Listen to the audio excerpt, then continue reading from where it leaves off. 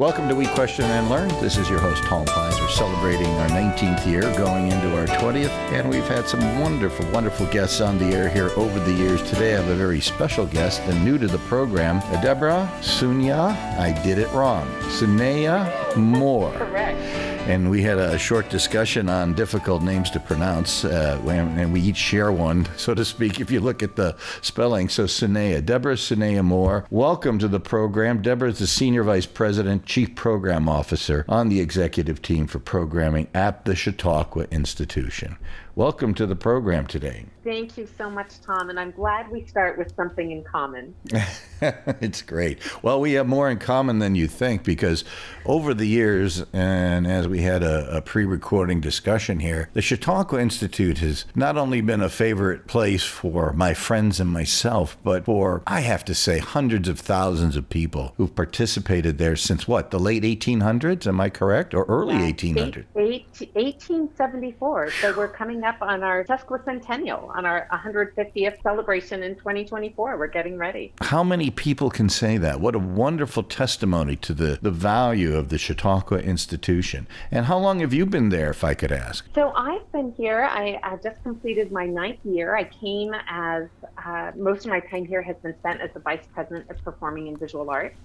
And for the last 2 years, I've been the Chief Program Officer. So I'm just, thrilled and passionate about sharing how what we do is still relevant, and hopefully people can come here and not only have a good time, but also be inspired. I always get a very somber feeling when I walk into the main building and up to the second floor, and I get to see folks like Michael Hill working diligently to keep the institution as part of, not just our community, but our country and the world. I looked at your board list one time, and you truly are a worldwide organization, in my opinion. Am I close?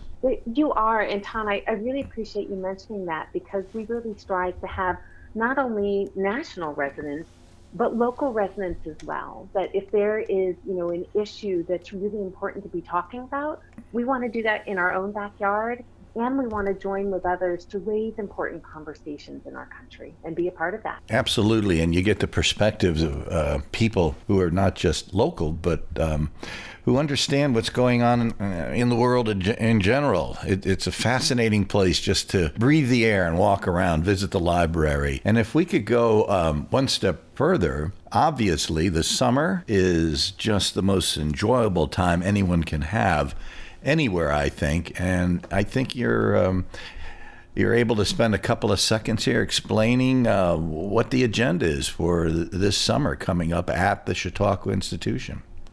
Absolutely. Thank you for the invitation. And, when I think about the summer, if you just look at how Chautauqua is opening, even in our first week, I think that really gives someone the feel of what you can experience at Chautauqua and the breadth of that. For instance, we start with Grammy Award winning. She just racked up another Grammy, Bonnie Raitt, in her Just Like That tour. That's how we open the season on June 24th. And then bam, the next day on Sunday, we have the United States Army Field Band and Soldiers Chorus. And just wanted to remind people that Sundays are completely free at Chautauqua. And so I love that on the very next day, everyone is invited to come for free and have this great celebration of music, both choral and instrumental. And if you look at the first week, we have opera, we have dance, we have lectures, we have so many popular entertainment performances. So we start out that lecture platform that invites people into conversation with a conversation between Robert George and Cornel West. And if you look through at the entertainment in the evening, we have Ballet X, this amazing ballet company. We have a emerging country star, Miko Marks. We have the Chautauqua Symphony Orchestra in their first concert. And then we end the week with Frankie Valli in the Four Seasons. Oh, and, yeah. Yes. And our opera company performs Sweeney Todd, the famous demon barber of Fleet Street. And we actually have several performances of that throughout the summer. So I just love that even in the first week, you can see and experience all of those things. Absolutely. Now, your lecture series, and we were a participant in that many years ago, as one of the distributors of the lecture series. Well, before internet, and which made things a whole lot easier for the institution, thank heavens. But, in the old days, we'd be carrying big tape decks and recording things and dragging them back to WQLN and editing and doing all those menial tasks. Fortunately, the lecture series is going strong, and it is a prevalent feature, to me anyway, of the Chautauqua Institution. What's that going to be like this coming summer? Well, I'm really excited about every week. The week that I just mentioned, we're actually starting with the week theme on friendship. And I hope that feels like, a broad invitation to people. And also, shows people what we stand for is it's not just a news source, right? It's not just coming and listening to a lecture, that we're really trying to say we exist to bring people together from different opinions. So if you move on in the season, I'll just highlight a couple people that we're particularly excited about. If we have any game players out there, any crossword enthusiasts, Will Shorts is coming in early July. Yep, the New York Times crossword editor. We have not only Amor Towles coming as a lecturer, but he's also coming for our Chautauqua Literary and Scientific Circle. So author Amor Towles wrote The Gentleman in Moscow, and his recent book is Lincoln Highway. So I'm particularly excited about him. Some other speakers that I think people would recognize is when we do our week on freedom of expression, imagination, and the resilience of democracy. This is happening in middle August. We have in conversation Karl Rove and David Axelrod, two people that most people would consider as on opposite sides of the political aisle, but also have a deep friendship.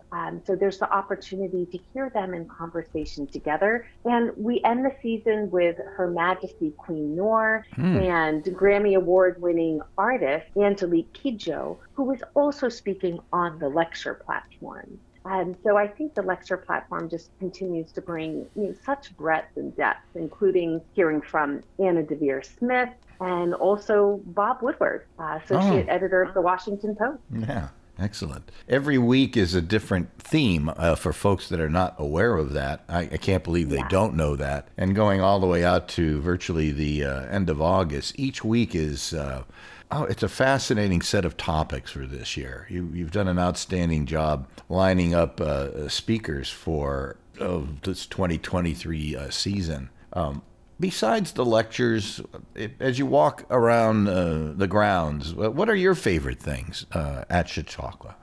Some of my favorite things are to hear the sounds coming out of the amphitheater. And the Chautauqua Symphony Orchestra is just, such a pivotal part of our season. And some people go because they want to hear a great Beethoven symphony, and others go because they want to see Star Wars live with the Chautauqua Symphony Orchestra. And one of my favorite things are seeing that big screen with Star Wars and watching children and their grandparents see this film really come to life with that incredible score. One of my other favorite concerts, because so many people from the community come out for it. It's just this intergenerational celebration, is our Independence Day celebration with the Chautauqua Symphony Orchestra on July 4th. We always have just great soloists. This year it's going to be Tamika Lawrence, just an amazing singer. And with the orchestra, for people that are more visual and need that visceral experience, Washington Ballet is performing with the Chautauqua Symphony this year. So there's just so much to experience, from one symphony to soloists to really big pops concerts that just are really celebrations that can happen intergenerationally. I would say that the other thing that I think just Chautauqua is really known for in our community is the popular entertainment that brings so many more people onto the ground. And we really try and have, a wide collection, right? I already mentioned Bonnie Raitt and Frankie Valli, but we also have Girl Named Tom coming back. And they're these, young, wonderful things, a trio, two brothers and a sister that were discovered on The Voice. They're going to come back to bring some youth and energy and just amazing music and song to the amphitheater, along with Straight No Chaser, which is always a favorite. And so we're still announcing a lot of those. You have a lot of resident programs. I call it that. You probably have a better term for it. No, I think that's what you do call it, right? Your resident programs, including theater arts, a lot of things going on the Bratton Theater, which is a nationally known location. Could you talk a little bit about the different groups and different things that come to mind for you relative to people that they'll find at the Chautauqua Institution this summer? I would love to. So the first resident company I mentioned, the Chautauqua Symphony Orchestra, is there for the whole season. And I really would love for people to discover the other resident companies, such as our Chautauqua Opera Company and Conservatory and our Chautauqua Theater Company. So you had mentioned the Theater Company's home, which is this beautiful theater, an old chapel, Bratton Theater. And we have 3 new play workshops this summer and 2 main stage productions that really exemplify our commitment to both contemporary and classic work.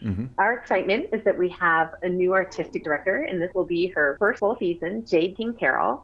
And she's really chosen 2 stunning main stage productions. So one is going to be Mike Liu's Tiny Father, and this is a world premiere directed by a Tony Award nominated director. And contrary to that, to this world premiere and this contemporary work, we're going to have Pride and Prejudice. And that's by Kate Hamill, and it's based on, of course, Jane Austen's novel. And our own artistic director, Jade King Carroll, is going to direct this. So I just love how we have the contemporary, we have the classic, and then we also have new play workshops that can be discovered.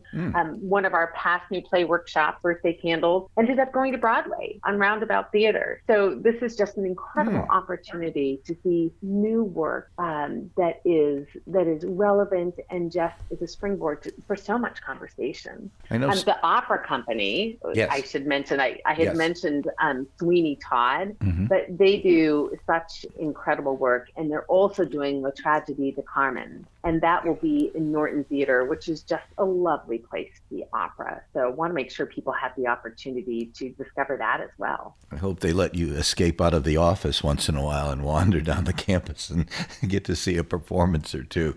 You're so fortunate to be in this fabulous place. The one thing about the Chautauqua Institution that I learned over the years, it should be obvious that it is this way. It's a family place, and you do have children's activities often and in many parts of the institution.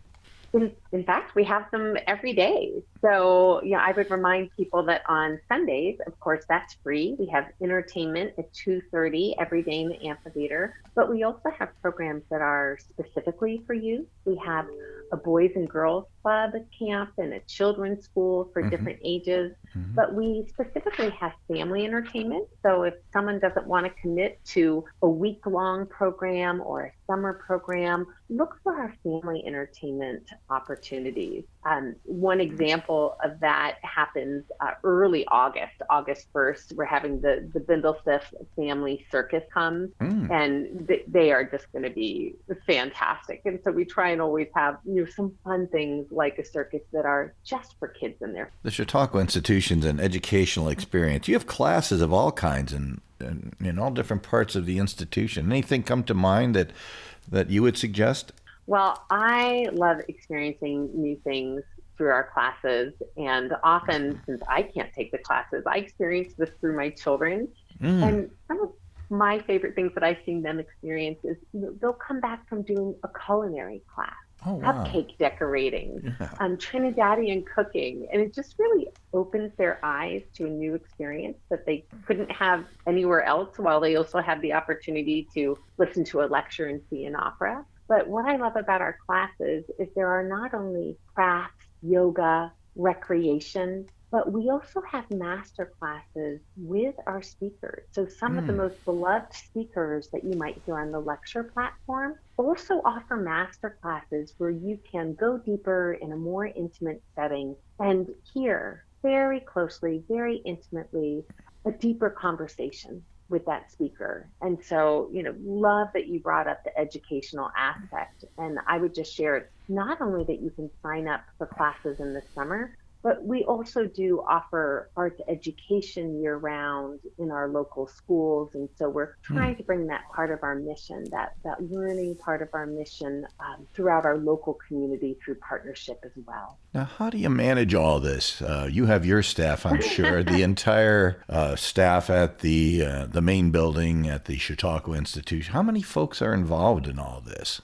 Well, we have an incredible team of a little over 100 people are here year round. And of course, that just explodes in the summer. But all year, of course, we are keeping up our grounds. So we have an amazing buildings and grounds team that's looking after umpteen buildings and it'd be about 26 parks or pocket parks, as some people call them, around the grounds. And of course, when it's not summer, anyone can come on the grounds any day, spring, summer, fall, and walk by the lake, walk around, look at the architecture, come to the public library, the Smith Memorial Library, come to the Afterwards Cafe, which stays open all year. So we really want people to feel like this is their institution. And for about 10 months out of the year, just come walk on and enjoy. We're trying to have more year-round activities for people to engage with.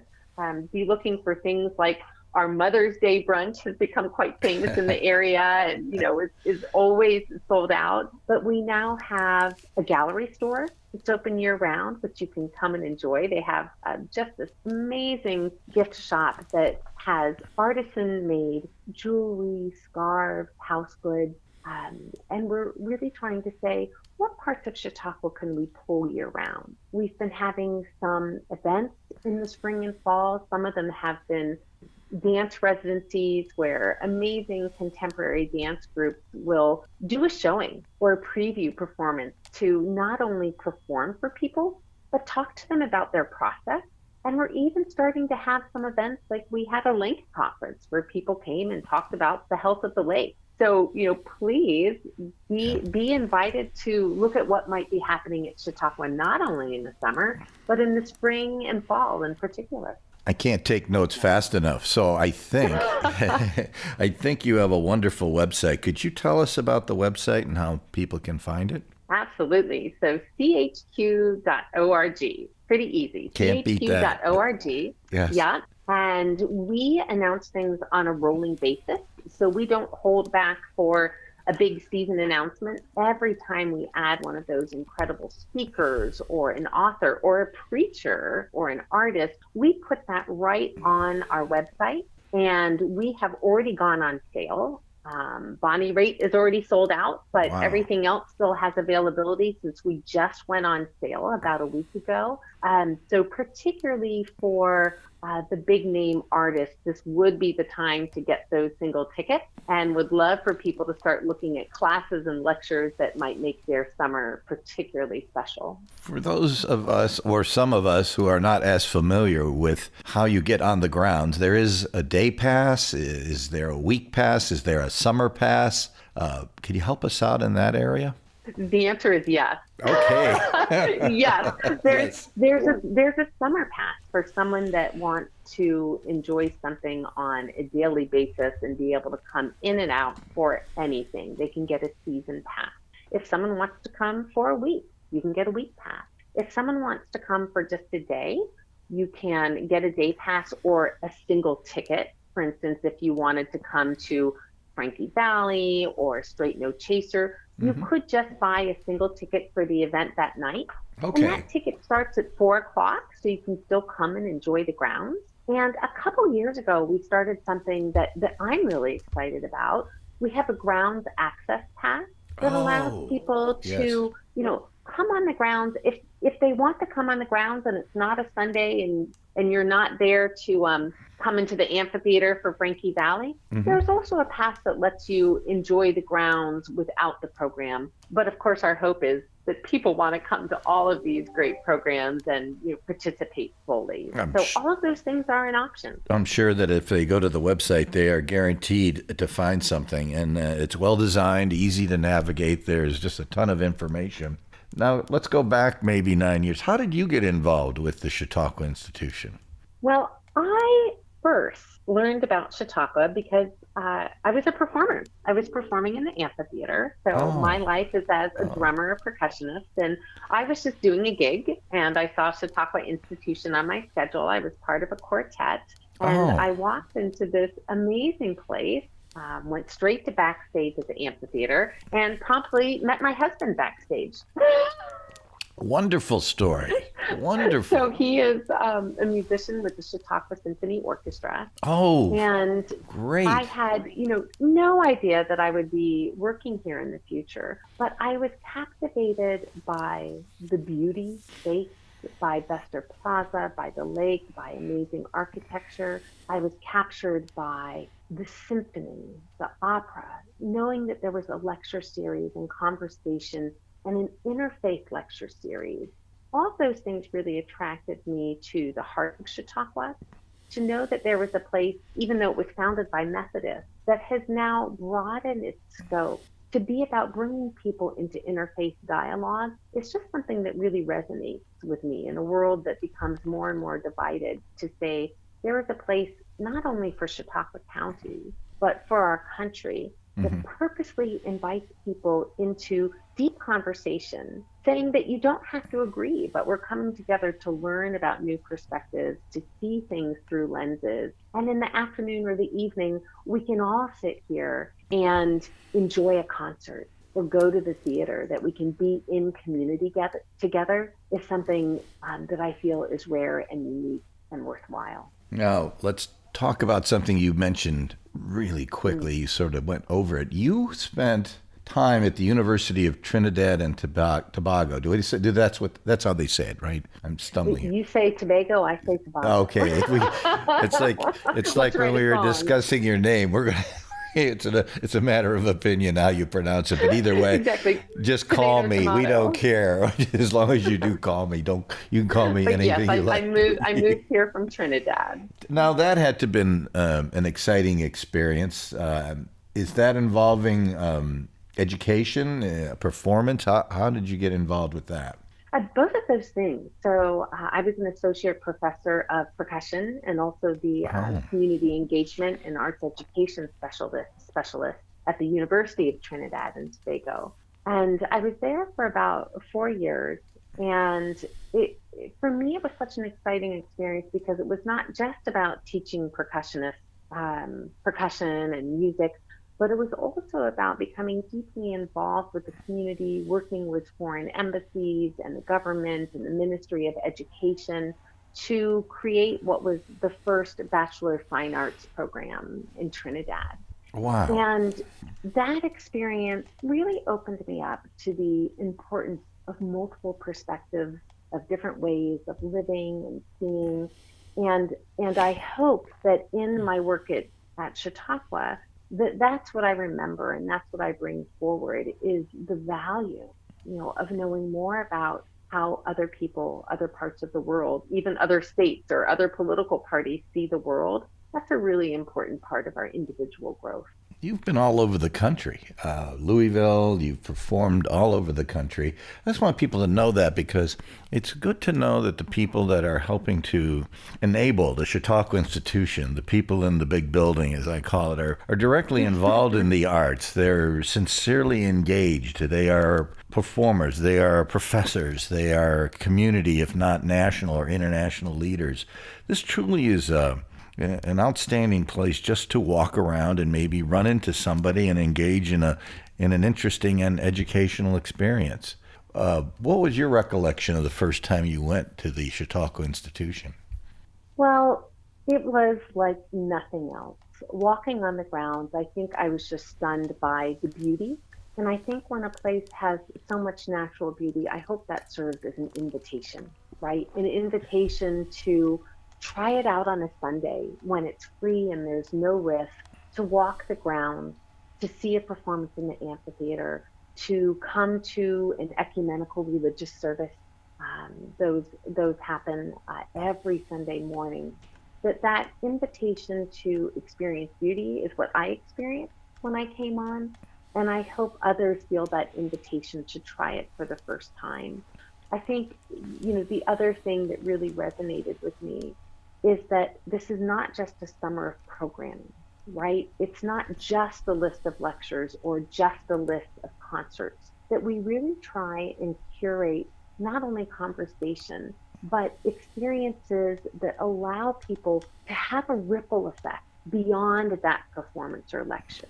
So, for instance, last year when Dance Theater of Harlem came, yes, you could go to their amazing concert in the amphitheater. But the next day, they also, in Bestor Plaza, they taught a class, and about 200 people were there learning different movements, dancing to the music. And I think I have a picture of a child that looks about 6 and a man that looks about 96 dancing the same choreography. And those are really the experiences we want to give here, right? You can not only hear that lecture, but you can also go to a master class and be in conversation with the speaker. And you could take a week-long class if you're particularly interested in the subject. So, it's much more than a series. It's much more than a list of things. It's really a place that invites you to discover more about the world and yourself. What's your favorite thing to do at the institution? And you can say that working hard. Good line. I was going to say you can say working hard, but you outdid me there. Everything. Exactly. I think for me, probably my favorite thing is walking into the amphitheater. That's going to be a space where you comfortably can have between 2,000 and 4,000 people that have come together to experience this moment. And this moment can be someone speaking. It can be someone singing. It could be Yo-Yo Ma playing the cello. It could be a girl named Tom singing to us. It could be Michael Curry this summer who's coming to preach.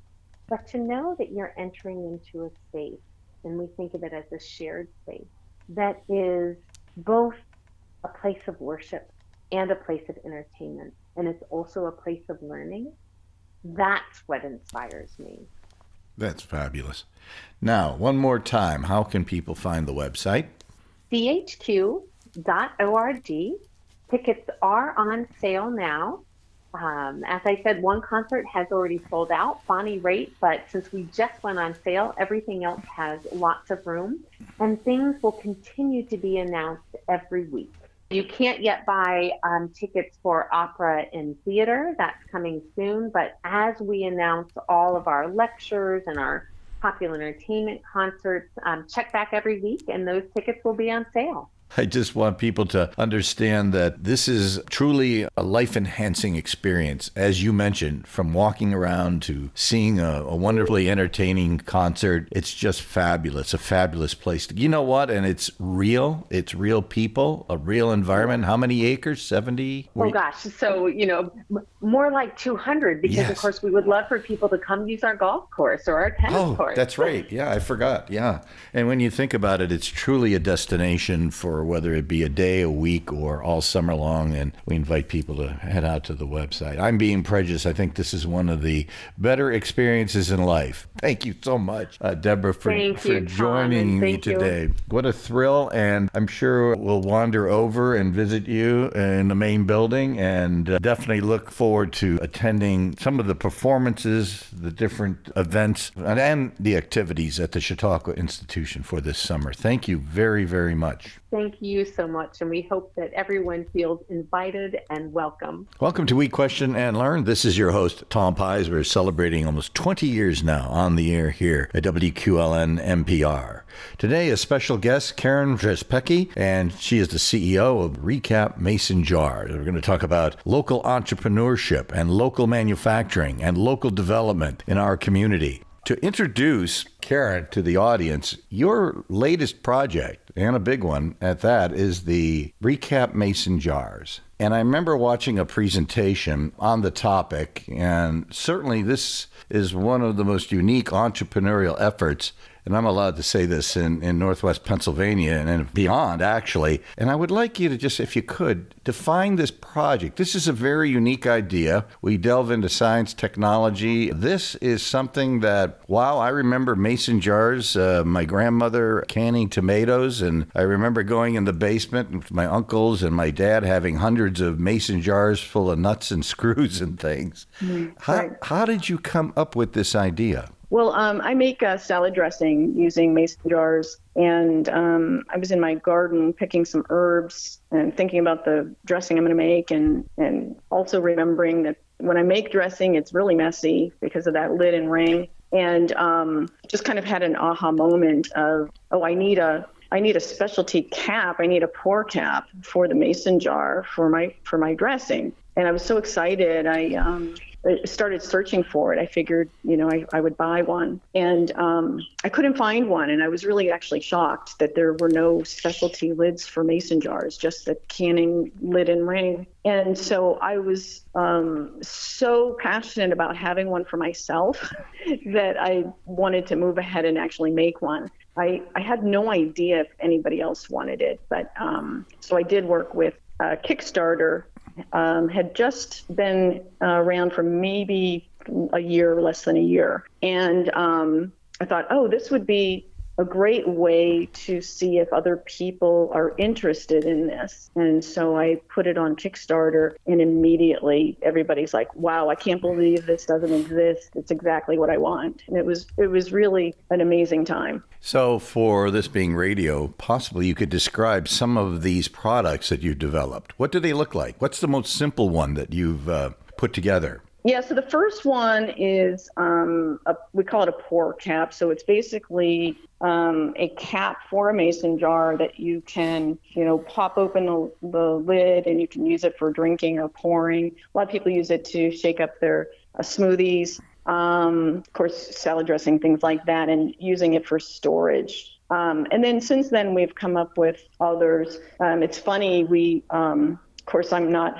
I always have a lot of ideas myself, but the customers, the people who are fans of mason jars, have through the years sent me requests for different things. It's really interesting. So one of them, the caps I made, we call it a flip cap, and it really just has it's like just a flip lid where you can, it's like a storage cap, but you just flip the lid off, and it has a big hole in it so people can get their pickles and jams and jellies out of it, and that was really purely by request from customers wanting that. And so it's really funny. I personally probably wouldn't have made that, but I had so many people requesting it that we ended up making it. And people love it for their jams and jellies. It makes good gifts too if people make homemade stuff. And then we moved to different things. Like I have a pump cap so that people can use, they buy like bulk soaps. Sometimes people make their own hand soap and put it in mason jars, and then you can pump it out. And we have a sprayer, and we have like an oil tap. It's great for vinegars and oils, but also distilleries. Some of our biggest customers for that pour tap or oil tap is distilleries. They like to use it to pour their distilled products. So we have basically a line of products now, and it's all made here in Erie, Pennsylvania. That was my next question. Thank you. Because you and I know this is the plastics capital, at least it was, of the world subsequent to the tool and die industry. Everybody knows you got to machine the molds. And of course, this is a premier area for tool and die. That went over to the plastics industry. And that was my question. You use local vendors or manufacturers. Am I correct? Yeah, it's all local. We've been really fortunate. We've had different molders over the years and tool makers, but all local, regional. And currently we have the molding done at Plastic, and they're probably one of the biggest in the region. But yeah, it's really great because it basically lowers our footprint. We can, if there's a problem, we can see things in person. It just reduces time if there are issues, and plus transportation. So moving it between the production and assembly and then shipping out is just quick. It's a very lean operation. So help me out. When you call plastic and the good guys up there, they make something for you out of a die, and then they ship it for you. Am I hearing that correctly? No. At one point, we had them do some assembly and ship out the wholesale, but that's not really their operation. That's what I thought. Yeah. Yeah. It's mainly the production, the molding, and then we work with Keystone, so we co-locate our warehouse at Keystone on 12th Street, and then that's where the assembly and shipping happen. So all great people. The folks that work on our products are really just wonderful, and we really have a good processes and systems down. So give us a timeline. It takes a long time to get to that, though. Oh, absolutely. Give us a timeline. When did you start this? So the Kickstarter was in 2011, and then we were able to get the tooling done and go to production and ship out our first products, I think, in April of 2012. That's amazing. Difficult question. Don't have to answer it. How did you manage financing? This is not easy. You literally went hand to mouth until it got going. Building a company without some kind of venture capital nowadays or such is very difficult. Yeah, that is tough. It's really funny. At the time, I didn't think it was a big deal, but it was. I basically had a positive ROI within 3 months. Wow. And at the time, I thought, this is cool. What, the TV shows didn't call you? The television programs didn't want you on? Actually, it garnered kind of a lot of attention for sure, but it was really interesting. Now I realize, oh my gosh, launching a product and getting it, within 3 months having the ROI is like a really big deal. Yeah. But at the time, I didn't think so. But there were other factors involved too. So Kickstarter was a huge boon for making this work, and I think it's much harder. It's so hard to compare with today because now there's hundreds of thousands of stuff on Kickstarter. It's much harder to be seen. It was much easier to be seen on Kickstarter back then. And then the other thing that helped it take off is social media was fairly new then, and influencers were new. And if they liked a product, they just helped you promote it. It wasn't the pay to play like it is today. And so even on social media or with influencers and things like that, it was much easier to be found. So would you say that you could do that again today? No, it would be totally different today. If you're starting and creating a new brand, it's much more difficult than it was then, for sure. So you're not thinking of new products other than in your own line? I do within my own line, and it's such a timely question, Tom, because a lot of folks that I've met since starting this, and folks that have competitive products to mine, some of us have become friends, and some folks have gone on to create lots of different products, lots of different brands and products. And I never really wanted to do that. I'm a very conscious consumer. I don't like buying junk and stuff. I'm extremely conscious consumer, and everything I purchase has a purpose. It's so I don't do impulse shopping and stuff like that. So for me, I have to absolutely love the product and not have it available. And so I just really am not the kind of person to just come out with a lot of different products and brands and just try to do that. It's just not in my wheelhouse. Here's the TV show question. Mostly online, retail, wholesale. How does it work for you? Well, to be successful, and it's called CPG, consumer packaged goods. You have to sell wholesale if you're going to grow and just be more than just tiny. And so wholesale is probably always the biggest. But then there's so many marketplaces to sell on now that the direct to consumer is strong, and there's a lot of brands that only do direct to consumer. So there definitely is a path for that. But our biggest sales are definitely would be wholesale to retailers, which definitely took a hit during the pandemic. We ended up switching and doing like a lot of online advertising for direct to consumer to overcome the shutdowns of the retailers that we were shipping to. But the product withstood the test of the last 2 years. It did. Definitely took a hit, but yes, it absolutely did. I think the biggest change, which that was the pandemic was a threat to a lot of folks for many reasons. That wasn't as hard to overcome as really competition, the foreign competition. So I have a patent on one of the products, but I was very, very fortunate that I think it was 4 years before folks started knocking off our products. Wow. And that just happens. I was shocked it took as long as it did. When they see, there's folks that crawl the data like on Amazon and elsewhere, and they see what sells and then they copy it and sell it.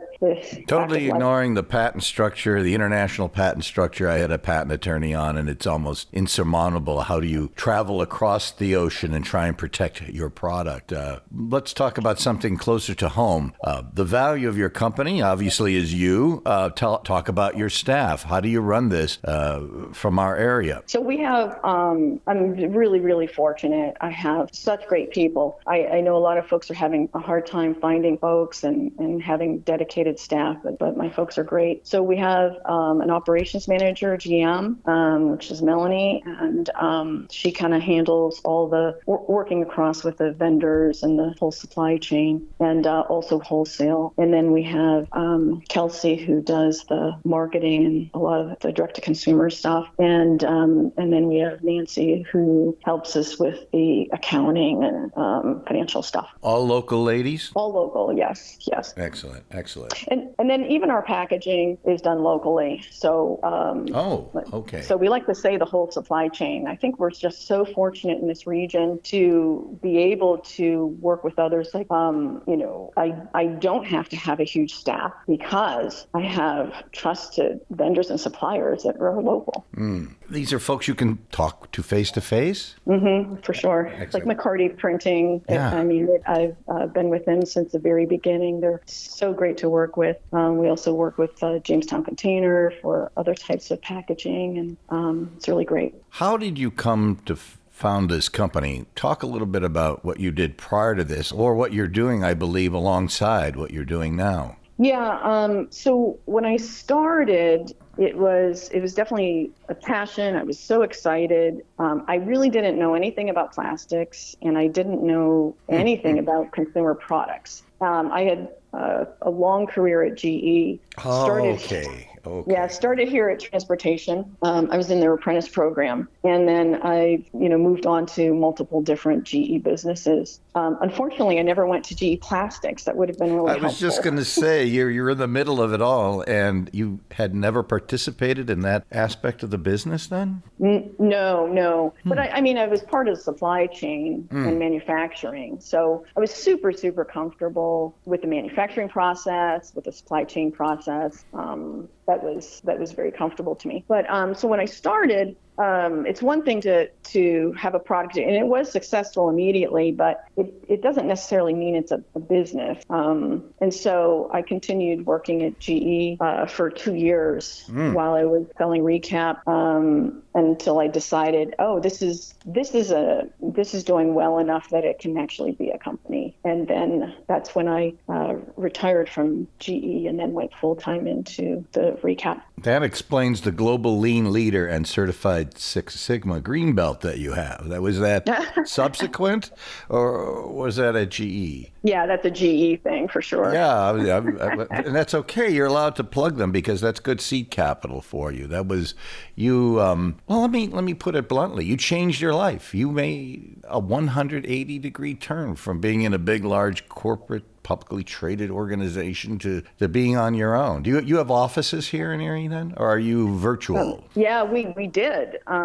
We did have an office downtown at Renaissance, and so now we ended up going to the Radius co-work space. Yeah, good. And then because everybody wants to work virtually, it's funny. Before the pandemic, they didn't want to work virtually. It was always an option. But then I think once people set up their lives and get used to working from home, they definitely love it. Let's go one step farther. Business stress. And then I looked at your resume, and you do something very interesting. I call it a stress-relieving industry. Could you talk about that? I think you know where I'm going. stress relieving, like meditation Yes. and Yeah. yoga. Yeah. So, I think, and this was prior to reCAP. I was always interested in yoga and meditation, and I ended up going to the Chopra Center and spent 2 years getting certified in teaching yoga, meditation, and Ayurveda. I loved it. It was mainly for me. It wasn't for me to necessarily be a teacher. Yeah. It was probably just for my self-education, but it was really great. Where is that, if I could ask, physically? California, Carlsbad. So it's Deepak Chopra's organization. So that's out in California. People can look that up. Well, you've actually created a methodology of hopefully if the morning gets stressful or by 8 o'clock at night you're still stressed out, at least you have a way out of it, so to speak. I'm sure it's been a value. Now, the vendors like Procter & Gamble, I'm trying to think of some giant food vendors. I don't want to mention too many names. Have they approached you at all to try and supplement their product line? No, I'm not sure that's necessarily a fit. But during kind of the last few years, I think what's happening a lot is there's funded folks that are buying up small brands so that they can to sell on Amazon. So there's folks that are kind of consolidating brands and leveraging their processes. So that's probably the biggest, the largest amount of folks that contact me for buying. Interesting. Now, I remember seeing mason jars on my grandmother's shelf. Is that the same company? Am I correct? So, yeah, the biggest brand, the most popular brand of mason jars is Ball. Okay. So mason jars, then, if I could be educated here, is a generic term? Correct. Yeah. Oh, wow. That's incredible. Wow. A lot of people, most people don't know that. In fact, I have the URL masonjars.com and we also have the company name Mason Jars Company. And so we do get questions for everything. Oh my gosh. Every day we will get contacted by somebody saying, hey, my jar cracked. What do I do? Or, can I get another one? And it's like, oh man, do you know how many millions of jars are out there? And we don't make jars, of course. So we try. You know what? You're very close to where a lot of glass is made. West Virginia, coming back up through Pittsburgh into that area. I've been to many of those places and worked with some of those companies. You're so close. So mason jars is a generic term. And, even if I see Ball on a jar, I think Mason. I'm thinking did the Ball people think, oh, maybe this is a friend or maybe this is somebody that's a competitor indirectly? Any thoughts on that? They have purchased some folks that made like accessories for mason jars. That has happened. They haven't approached me at all, but they've also started making their own multi-purpose cap too. Okay. And in fact, one of them is very close to mine. So after the fact, they did see same thing everybody else did, that there's clearly a need for multi-purpose caps, not just canning lids. So they're making some storage caps and some other things. All of their stuff is made in Asia. Except for their jars continue to be made in U.S. Yeah, fortunately, we have still a semblance of a good glass industry here. That's an interesting place to visit. But as you look at the jars, are there other products that can be capped? Yeah, so basically, a mason jar is really a 70 millimeter continuous thread jar. So it goes across what we like to say is reCAP is to help you recycle and repurpose jars. Certainly you can go out and buy new jars, canning jars, mason jars, but most people have jars, or if you're buying products that are at door, a lot of them are co-packed in these 70 millimeter jars. Mm-hmm. So picture the mayonnaise, some mustards, jams, jellies. There's a lot of things that are sold in grocery stores that are co-packed in jars that you can upcycle and reuse with the reCAP. What about baby jars? Is that still a product? Is there such a thing as a glass baby jar? I believe there is. Yes, there are, but there's a lot more people going into the pouches and other things. Oh, really? Okay. And with good reason. One thing people probably don't know is glass is infinitely recyclable. Yes, thank you. So it's a great product to have, a sustainable product if you recycle. If you don't recycle, it'll last longer in a landfill than plastic. Plastic has a shorter life than glass if it's just thrown away. So you really do want to recycle or upcycle. So everything you do physically, other than, and some of the manufacturing is done, is all Northwest Pennsylvania, Erie, Pennsylvania based. Yes. Are you outsourcing anything, or are you just keeping your hand on the till, so to speak? Yeah, again, because we have just a small line of products, we're if we were branching out and creating new products every month, it would be a totally different story. But because we just have a small line, we can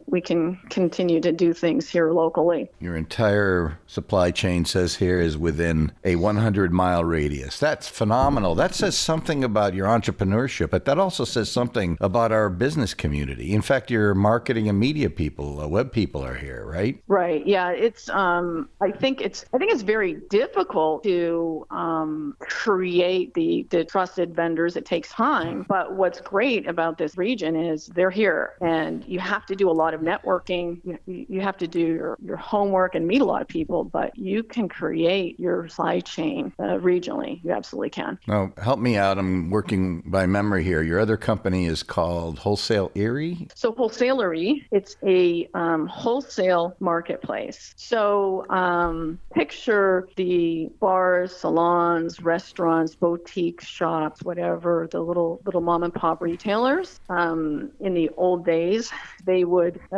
find products. You would have salespeople coming in. Well, now, obviously, B2B online sales is the most efficient way for people to find and transact and for the products that they want for their stores. So we created an online marketplace for that. So the specialty retailers can go to wholesalery.com and find local products. My question that stuck in my mind yesterday was, wow, how do you get the jars clean and how do you keep your product clean? But I think you probably have thought about that in detail. How does that work? It's just something you can put in the dishwasher and it's fine? Right, for sure. You can, yes, it's dishwasher safe. And it's freezer safe. Actually, what we did is I have a special material for our caps that are basically indestructible. So we actually have a lifetime guarantee, which is, I've had several people come up to me and say, oh my gosh, I bought your caps from the Kickstarter and I'm still using it every day. And I'm like, boy, that's probably not a good thing to do for sales. yeah, lifetime. Hey, look at this way. Your plastic product is not in the landfill. Let's be real, okay? That's exactly right. So a lot of folks were, and early on, we got a lot of comments like, "Oh, I wish this wasn't plastic. Can you make it out of something else?" And it's like, not really, not for. Not for $8, no. Because people have a threshold of what they would pay for a cap, of course. But that's why I really spend the time making sure we have the right material, and it will last a lifetime. So it's not single-use plastic. It is sustainable. Yeah, and there's a lot of products out there, heaven forbid they end up in the landfill. Your products are reusable. Have you measured lifetime on some of these? Have we measured the lifetime? Yeah, or is it just, oh my gosh, we know it lasts 5-10 years? Well, we know it's going to last 12 years. Wow. Okay. Wow. Yeah, there goes sales. Yeah, We're right. teasing, but that's good and bad at the same time. But at least you're being environmentally conscious. You're being socially conscious by having a product that probably lasts as long as the jars. Right. Yeah, for sure. Yeah. My question is, what happens when there's a shortage of these glass jars? You mentioned it earlier in the interview. I don't like these self-standing plastic containers. I like this idea of putting a cap on something. I can imagine buying something and putting it in a ball jar or a mason jar and putting your cap on, just because your interfaces, the stuff that applies to the product, are so clever. It's interesting. Upside down jars. Have you done something like that? I have a buddy that did do that. So I do know other people that are making like accessories for mason jars. And if somebody comes up with a great idea and executes well, I have no desire to, copy it or try to tweak it a little. It's like I give them kudos for coming up with, something clever. And so it's called a go-to jar, I think. Mm-hmm. And they created something that does that, which is nice. I noticed something that I had never seen before, a shaker cap or a shaker insert. Right. So I mentioned the flip cap that was really customer requested. So it's just a flip lid with a, big hole in it that you can, get your spoon out stuff. I thought, for me, that wasn't exciting enough. So I created inserts for it so that you can also make it into a shaker. So you can use it with this, so to spoon out or fork out stuff, but you can also use these inserts and then you turn it into a shaker for like Parmesan or salt or sugar, that sort of thing. Well, let's talk about the business side of things. A little bit of a stress, right? A difficult moment. And how did you handle it as a lesson to someone else who may have another product or hears you and say, wow, I would like to do the same thing? What's the biggest stress to starting a business? When you start a business? Yeah, or even as you're going day to day here, Karen, what's the biggest stress or what's a lesson in life you'd like to offer to someone else, say in the area, who wants to do something, not what you're doing, but would like to start a business?